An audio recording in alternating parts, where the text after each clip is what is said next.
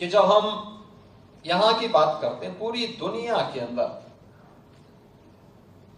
इस भूमि के प्रति लोगों के मन में अथाह आकर्षण है और लोग इस बात के प्रति उत्सुक रहते हैं।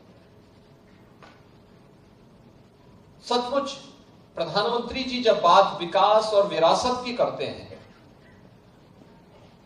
तो विरासत यही जो आपके पास है, ये धरती कितना समृद्ध है। मैं भी सुन रहा था चौधरी लक्ष्मी नारायण जी से, यहां के माननीय प्रतिनिधियों से, और मुझे प्रसन्नता है कि यहाँ के पूज्य संतों के साथ ब्रज तीर्थ विकास परिषद ने और यहाँ के जनप्रतिनिधियों ने इस बात का उल्लेख किया है कि भगवान श्री कृष्ण का 5251वां जन्मोत्सव का ये आयोजन इस बार इस भूमि में इस आयोजन के साथ हम जोड़ने जा रहे हैं। आप सोचो, दुनिया के अंदर कोई देश ऐसा है, कोई मत मजहब संप्रदाय ऐसा है जो ये कह सकता हो कि उनकी उत्पत्ति भी इतनी पुरानी हुई हो? किसी के पास इतिहास नहीं, किसी के पास नहीं है। बहुत कहेगा, कोई 1400 साल का कहेगा, कोई 2000 वर्ष का कहेगा, कोई 2700 का कहेगा, कोई 3000 वर्ष का कहेगा। 3000 वर्ष पुराना दुनिया के अंदर कोई सेक्ट, कोई संप्रदाय, कोई मत और मजहब अपने आप को उससे पुराना नहीं बता सकता। उससे पहले क्या था कुछ भी पता नहीं था। और इसीलिए हम कहते हैं इस धरती का और खासतौर पर भारत का एक ही धर्म है, वो सनातन धर्म है। यही भारत का राष्ट्रीय धर्म है। क्योंकि ये तो द्वापर की बात है।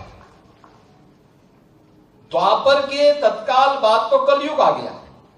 द्वापर के अंत में एक लंबे समय तक प्रभु की लीला का एहसास इस देशवासियों को प्राप्त हुआ था। उसकी कृपा दृष्टि इस देश पर पड़ी थी, सनातन धर्मावलंबियों पर पड़ी थी। पूरी दुनिया में केवल सनातन ही सनातन धर्मावलंबी थे। और वहां से यात्रा प्रारंभ होती है।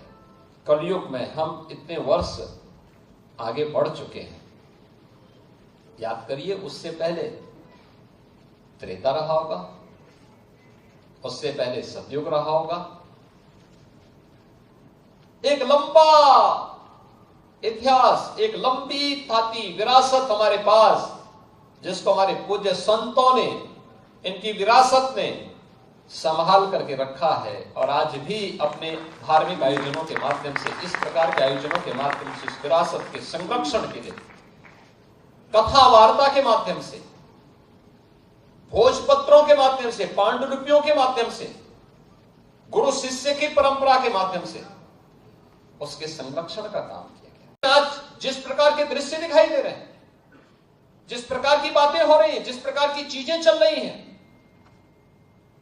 आपने देखा होगा, इन सब के मुंह बंद है बांग्लादेश की घटना पर। कोई बोलना नहीं चाहता क्योंकि उन्हें भय है, अगर वो बोलेंगे तो उनके वोट बैंक खिसकते हुए दिखाई देंगे। उनके पैरों के नीचे की जमीन जिस पर वे लोग खड़े हैं, वे अंगारे उनको ही जलाते हुए दिखाई दे रहे होंगे। और इसलिए वे मौन हैं, बोल नहीं सकते। जो लोग दुनिया के अंदर अन्य मुद्दों पर बोलते हैं, मुखर होकर के बोलते हैं, उनको फिलिस्तीन दिखाई देता है, लेकिन बांग्लादेश नहीं दिखाई देता। उनको दुनिया के अंदर अन्य जगह दिखाई देती है, लेकिन बांग्लादेश नहीं दिखाई दे रहा है। क्योंकि वहां मंदिर तोड़े जा रहे हैं और हिंदू मारा जा रहा है, संतों पर अत्याचार हो रहा है। और इसीलिए हम सबको वर्तमान की इन चुनौतियों को देखना पड़ेगा। याद करना, 1947 के पहले बांग्लादेश भी भारत का हिस्सा था। हमें यह नहीं भूलना चाहिए। और 1971 में बांग्लादेश को बचाने में हमारे सैनिकों ने भी बलिदान दिया था। हजारों सैनिकों ने बलिदान दिया था। पाकिस्तान को मुंह की खानी पड़ी थी। पाकिस्तान के 95,000 से अधिक सैनिकों को भारत के बहादुर जवानों के सामने समर्पण करना पड़ा था। और विश्व के इतिहास में विश्व के इतिहास में किसी भी सेना की सबसे बड़ी विजय थी जो 1971 में भारत की सेना ने करके दिखाया था।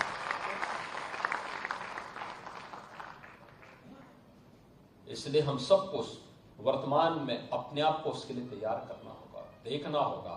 यह देश रहना चाहिए, सनातन धर्म हर हाल में रहना चाहिए, हमारी विरासत का हर हाल में संरक्षण होना चाहिए और उसी विरासत के संरक्षण की दिशा से ये विकास के कार्य उसके साथ जोड़े जा रहे हैं, उसको आगे बढ़ाने का काम हो रहा है।